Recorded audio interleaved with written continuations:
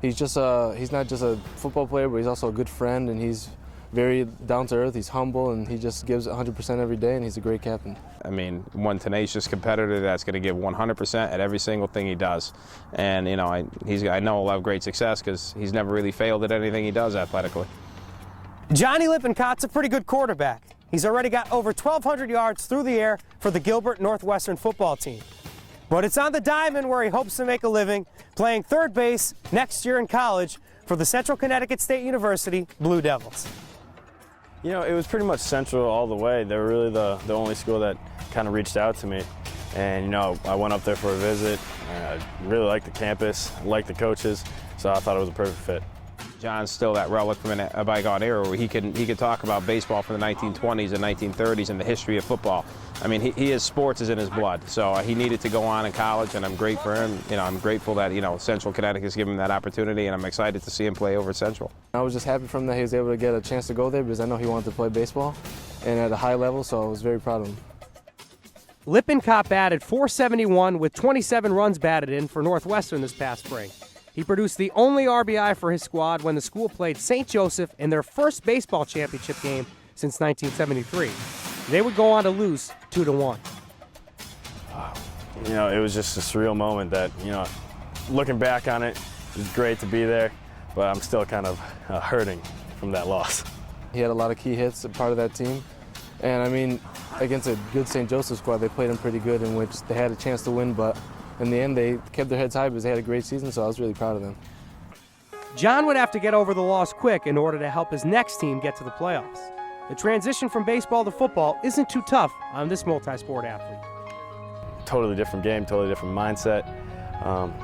I guess I've been used to it my whole life. I've been doing this since I was a kid.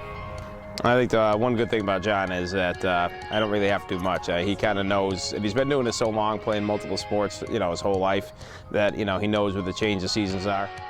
At 8-1, Gilbert Northwestern Regional is likely going to grab their first playoff berth since 2010. Much of that can be attributed to the play of Lippincott at quarterback. John, this is John's team. I mean, John is the ultimate leader. I've been here 6 years as a head coach, and I've never seen a leader like him. He understands the offense, and he can call his own plays when he needs to. He can audibilize on the line, and I give him the freedom to do that a lot because I trust him. He's just, you know, takes great heart and great pride in what he does, and it shows by his play on the field. This past week, John's baseball future collided with his football season as he signed his national letter of intent to play at CCSU. Northwestern boasts 2 baseball players heading to Division I, as catcher Zach Reisdorf signed to UConn. Lippincott tried to keep his commitment to CCSU a secret in order to stay focused on football. I wanted to get that decision out of the way before football season started, and I guess nobody else really knew about it other than a couple friends. Well, what about people asking you during football season where you're going to go? That's got to be distracting, right? Oh, I mean, yeah, a little. Nobody really asked me about it because obviously they didn't really know that much. But you know, once I got the signing day out of the way, it was pretty much football right now. This playoff run would mark the 3rd consecutive sports season that John would play in the postseason. The ultra-competitive 3-sport athlete helped Northwestern make it to the quarterfinals in basketball last winter. You see it on the basketball court with the gritty play that he has and his determination at baseball, and it just transforms right to the football field. For now, John is dedicated to one sport, football. He still has room for improvement to propel the Yellow Jackets in their Class M state championship quest. You know, it's been a glaring stat since last year. I got to take care of the ball more, especially those interception numbers. I had 14 last year. I think I have 12 this year. It's not a great number. Not anything that I'm proud about, but you know, it's just got to be making the right decisions, making the right throws at the right times.